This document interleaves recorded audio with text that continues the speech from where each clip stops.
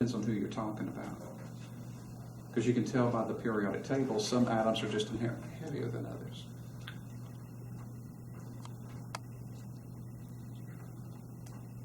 That's your two conversions.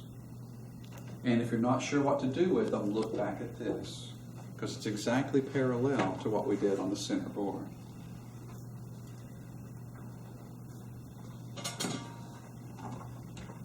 It's a more difficult concept because you've got to train yourself to think about things on the molecular level, and that takes time.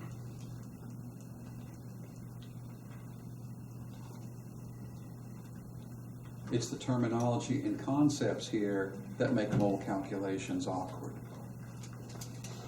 But what I'm trying to convince you of, I guess, is that the math is no different than what we just did on the center board. It looks different because you're not familiar with the units. But it's really identical to what we just did on the center board.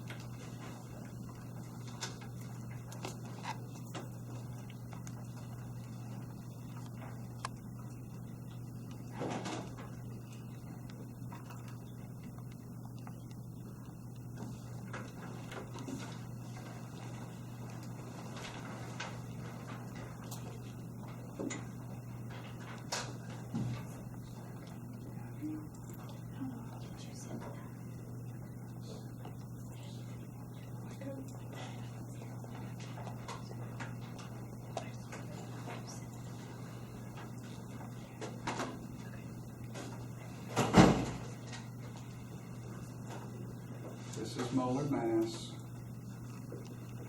This is Avogadro's number. That's the two mole relationships you need to be comfortable with, and only one of them even talks about grams, correct? And since what we're given here is an amount of copper in gram units, then we're going to have to use grams to go to moles. And then we'll use moles to go to individual atoms. Do you see how those units are going to cancel? 63.546 grams is 1 mole. 6.022 times 10 to the 23rd atoms is 1 mole. So grams cancels grams, moles cancels moles. The answer comes out as atoms of complement. And I'm not so worried about the numerical answer right now as I am. Do you see how that is just like this?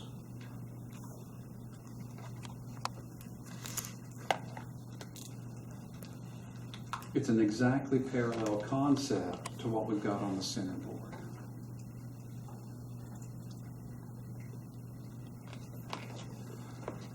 You've got two mole relationships. One relates moles to mass, and the other relates moles to a certain number of particles, atoms.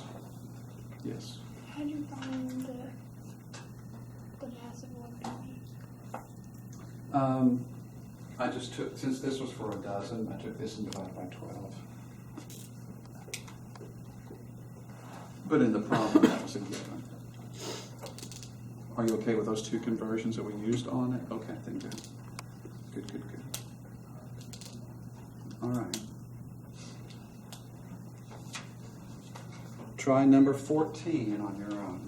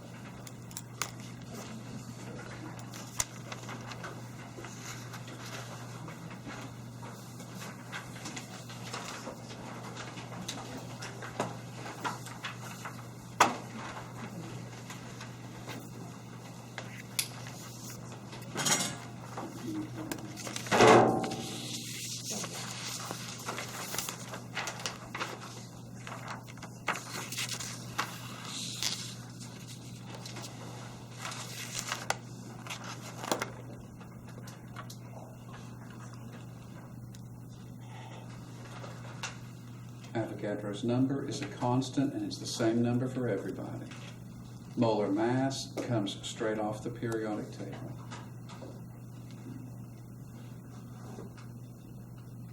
And between Avogadro's number and molar mass is the one that deals with mass. And so anytime you're dealing with grams, it's a molar mass relationship. So since we're starting with grams of carbon, your molar mass term is going to look like this.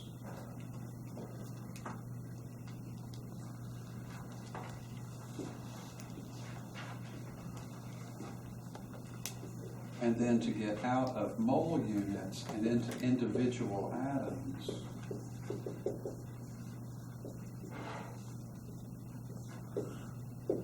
is going to look like this.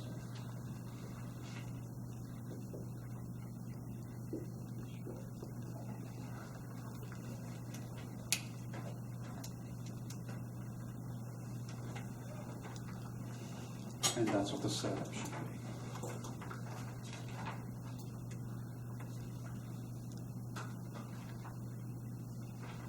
Question about that setup. That's using molar mass and Avogadro's number, just like every other conversion factor we've done. Just like 1 foot is 12 inches. Or a kilojoule is 1,000 joules. We're taking those two relationships and plugging them into our normal dimensional analysis routine. Aligning things so that units cancel. And it's units that are the key to making sure you line these up properly, because it still all comes down to arranging things to where units cancel. The units will tell you which one to use first and how to arrange it. And then you do the numbers. Is there a question about the setup? Okay. Do number 15.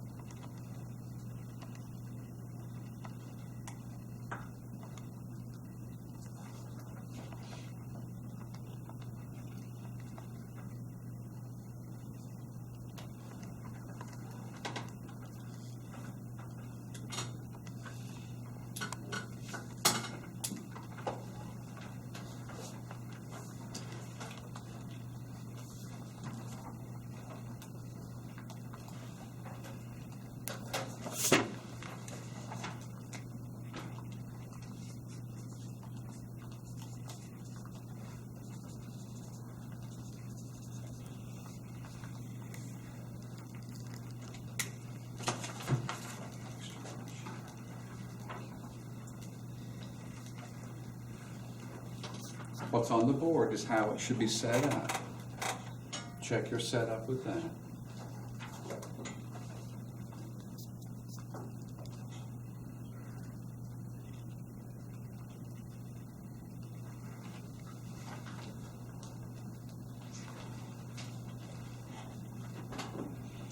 Some people try to memorize. If I'm going from atoms to grams, then I divide by Avogadro's number. If I'm going from grams to atoms, I multiply by Avogadro's number. All of that is too much work. You multiply or divide by whatever the units tell you to do. And as long as you set it out like this, it's going to become plain which numbers are numerator and which numbers are denominator. And that tells you when you're supposed to multiply and when you're supposed to divide. There is a lot of memorization in chemistry, but not as much as people tend to make it, especially in the mathematical part. Don't try to memorize too much about this. You really want to memorize what Avogadro's number is. 1 mole is 6.02 times 10 to the 23rd atoms. You want to memorize where to get the molar mass, because you'll always have that periodic table to look at. You just need to know to go there and get the molar mass number. And then it's follow the leader with the units. Whatever winds up on top, numerator, that's multiplication. Whatever winds up in the denominator, that's division. And that's just the way it is.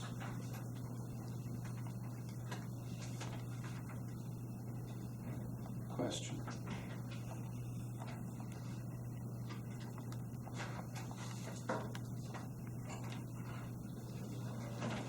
That's your 2 mole relationships, and that's how those mole relationships work. Is there any question about Avogadro's number or molar mass, or how they work? If there is, please ask.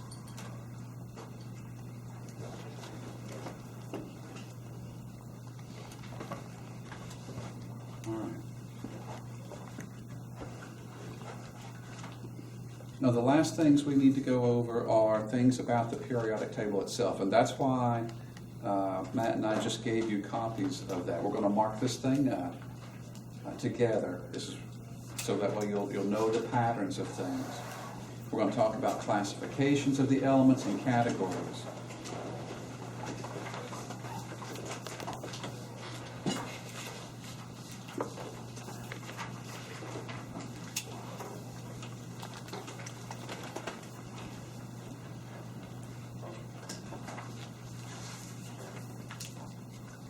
As categories go, they're very often referred to as sets of elements, as either periods or groups. Periods being horizontal across the chart, whereas groups are vertical.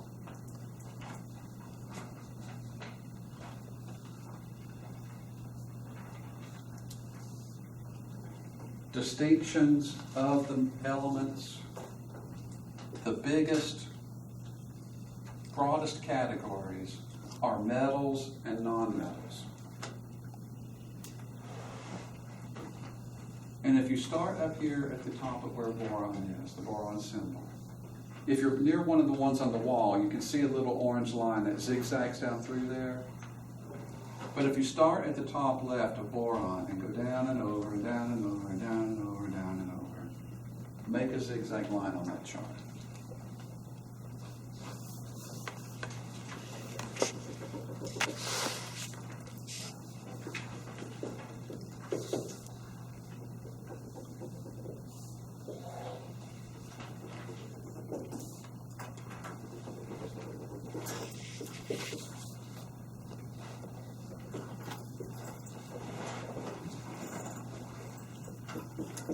It'll end up winding through like this.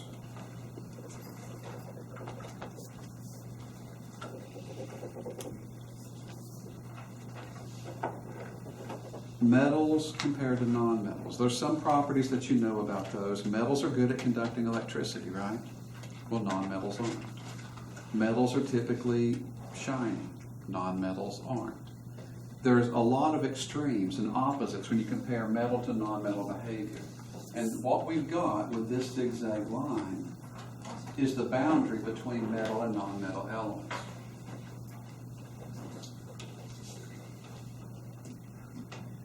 Things to the left of that zigzag are metals.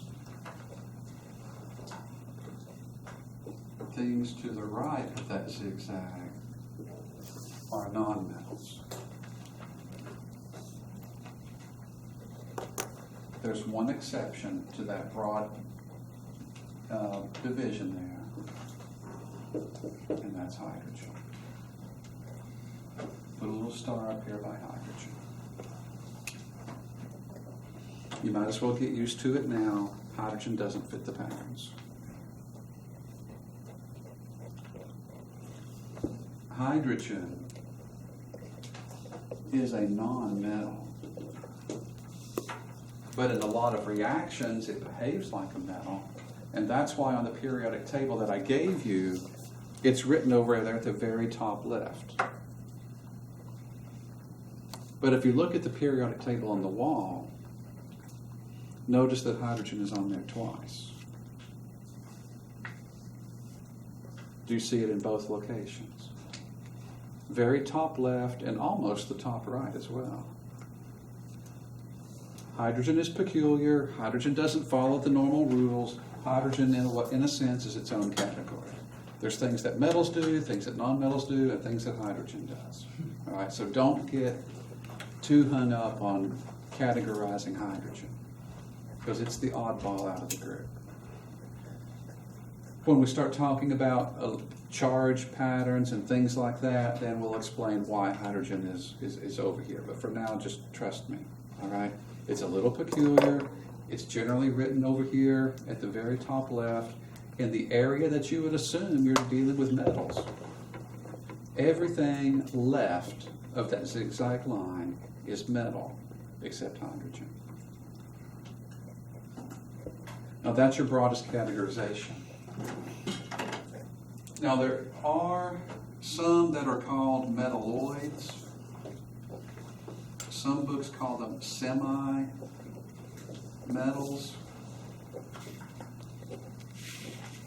And a good example of that, I'll mark them all here in a minute, but a good example of that would be silicon. Because like we said, metals are good at conducting electricity, non-metals aren't. There's a gray area there called semiconductors, right? Things like silicon that can conduct electricity, but they don't conduct nearly as well as metals do. And so there is a little bit of gray area between these distinctions. Now, in reactions, when push comes to shove, and it's got to be one way or the other, then silicon behaves as a non-metal. But in some properties, there is a gray area, and that gray area is called the semi-metals or the metalloids. And the way to identify them is they're everybody that touches that zigzag line, except for metal. That's your metalloids.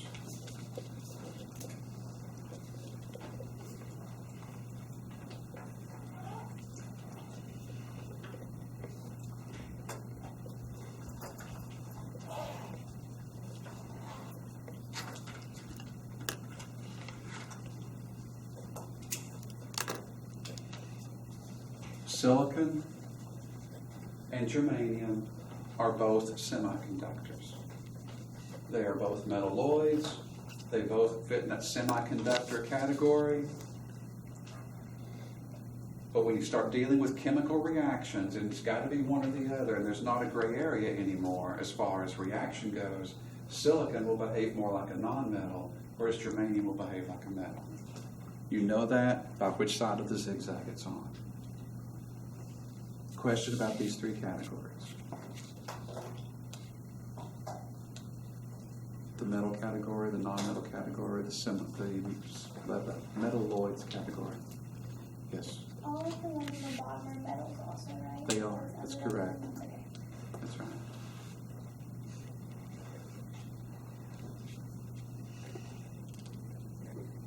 All right.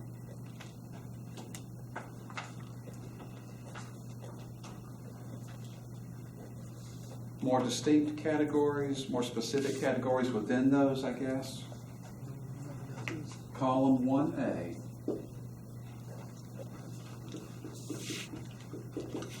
These are called alkali metals. Be careful with that.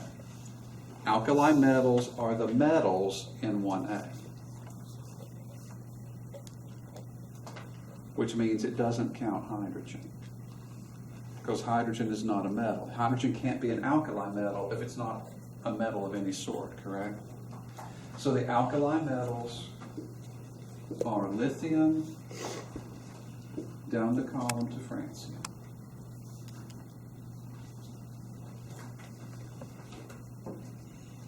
Column 2A.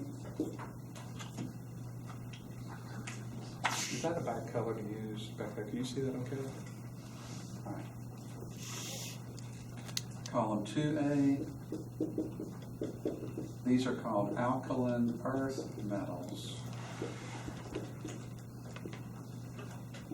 This is Be, beryllium, all the way down through Ra, radium.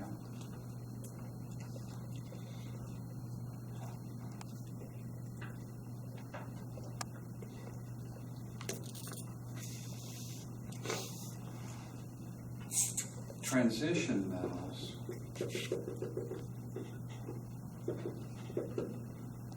This is that center part of the periodic table, which would be Sc through Zn, and the ones down below them.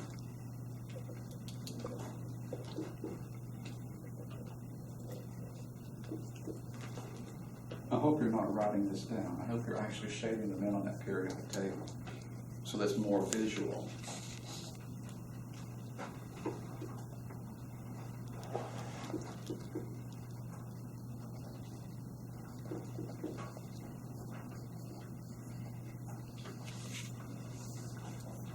That's the transition metals.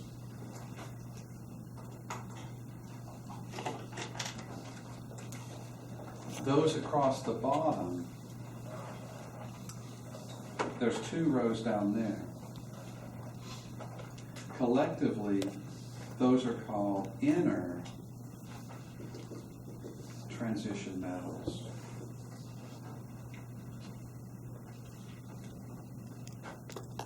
This would be Ce through Lu, Th through Lr,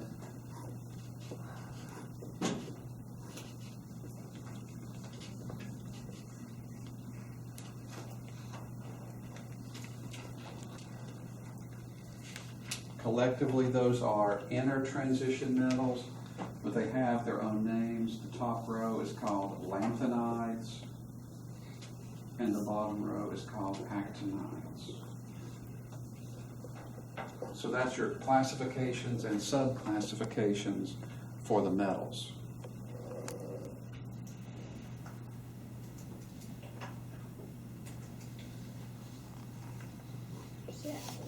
Actinides.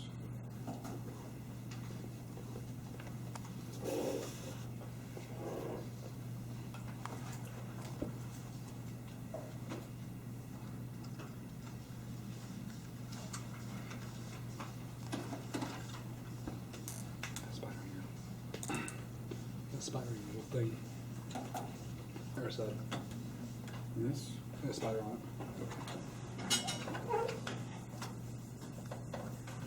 What's that?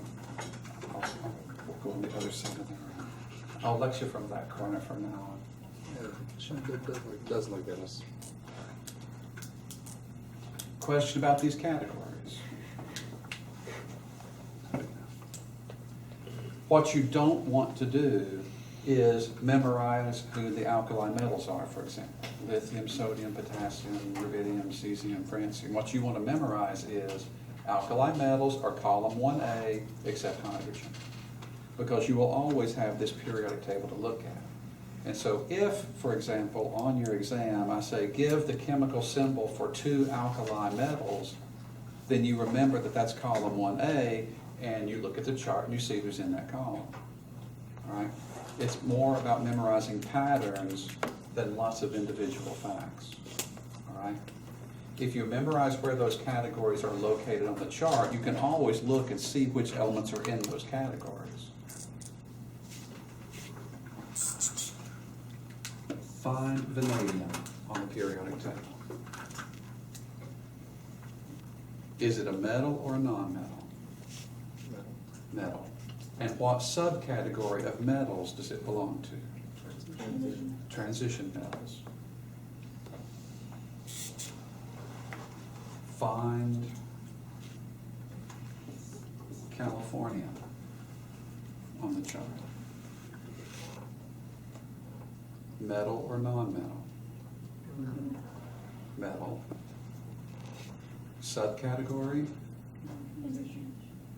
Inner transition, and there's an even subcategory than that, which would be Actinides. actinides. Oh, that's a big old spider. I thought you meant a little one. Yeah. Love spider. He's calling jumping spiders. All right. They won't hurt you. They won't hurt you. Question about metals. This is just so this side can hear me better, that's all. That's the only reason I'm doing it. Question about categories of metals. Non-metals.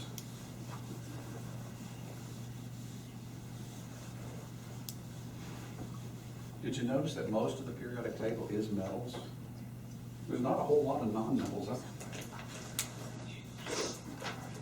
Categories of non-metals. Helium and all the ones below it are called noble gases. Fluorine and all the ones below it are called halogens.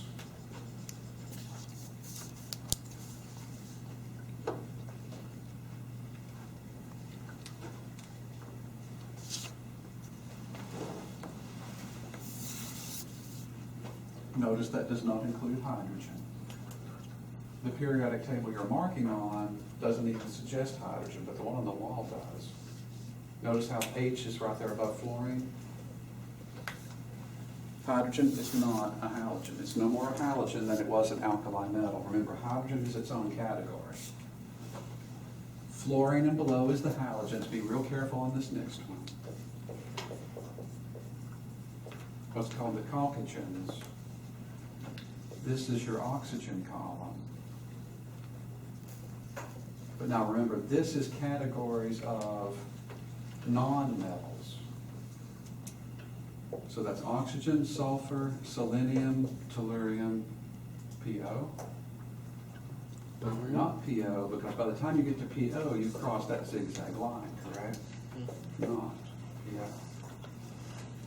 PO is not a chalcogen because chalcogens are non-metals, and polonium is on the metals side of that zigzag line. So it's not everybody in that column. The chalcogen category stops at TE. It's the non-metals in that column. Question? All right, real quick. Give me the symbols for chemical symbols for two halogens.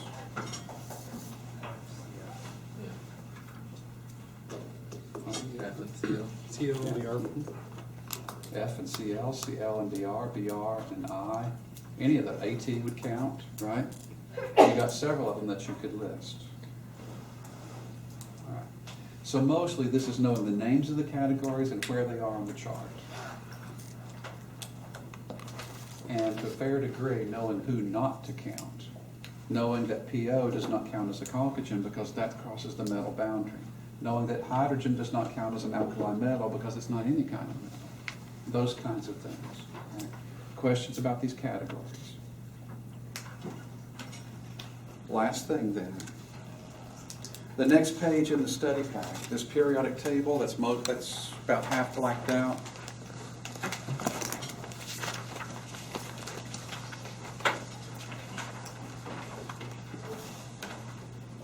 For the elements that are not blacked out, for the ones that are still legible, you need to know name and symbol.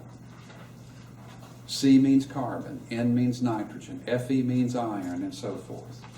You don't need to memorize any of the numbers associated with them or anything like that, because you'll always have that on your periodic table. What you need to know is name and symbol for each of these. Ag is silver, etc. Go ahead. No. No. Name and symbol. And categories. Well, you need to know categories, yes. That's what we just talked about, was categories. But for example,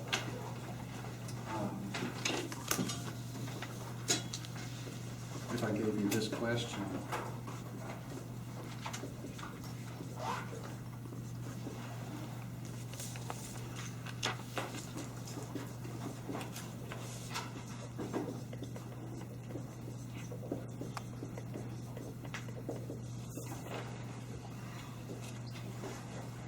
what category of metals does iron belong to?